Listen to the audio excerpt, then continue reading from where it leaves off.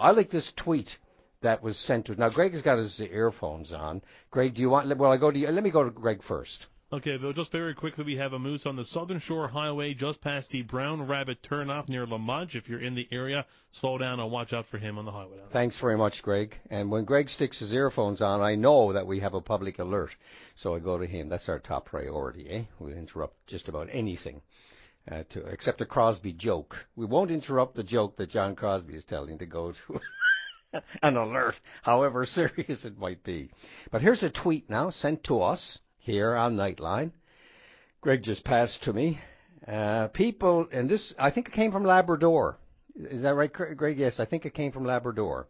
We don't use the names or even the references on the tweets. We just put out what we get and let other people decide whether this comment makes any sense or not, whether it's emails, tweets, faxes, letters, or phone calls. Okay, here's the tweet sent to us. People read the telegram today, and they are more concerned about Crosby telling jokes than they are about Archbishop Penny knowing all about Hickey, Father Hickey. Now, that's a good tweet.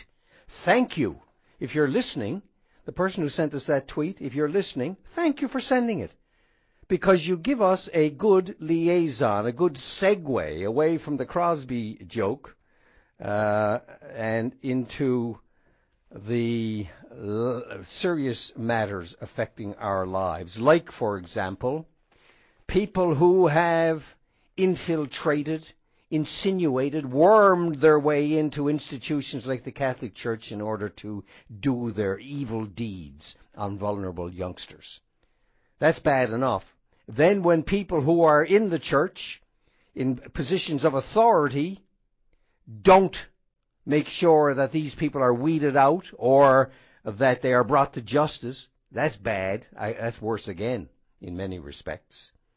Archbishop Penny, according to the front page, where the Crosby joke is Crosby criticized for inappropriate joke.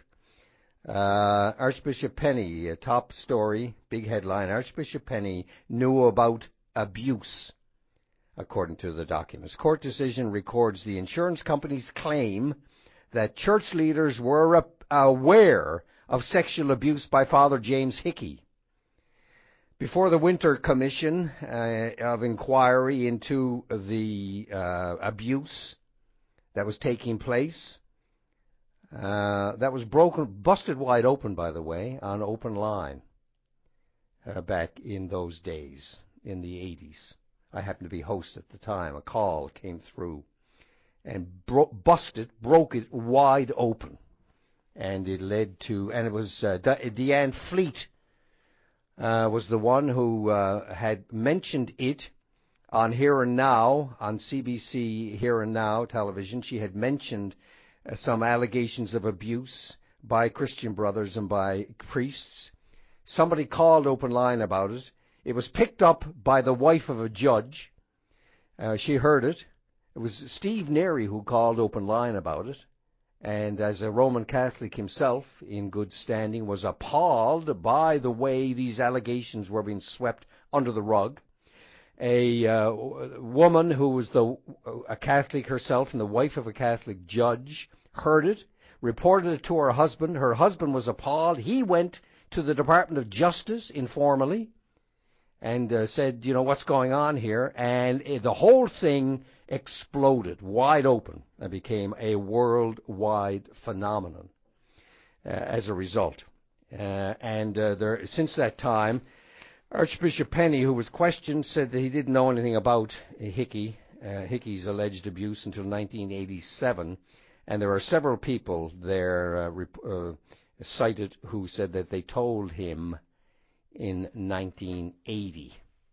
And this was before some of the gravest abuses took place by Father Hickey. So if something had been done about it then, a lot of lives would not have been ruined, would have been saved at that time. So thank you for your tweet, lady or gentleman from Labrador. People read the telegram today and are more concerned about Crosby telling jokes than Archbishop Penny knowing about Father Hickey.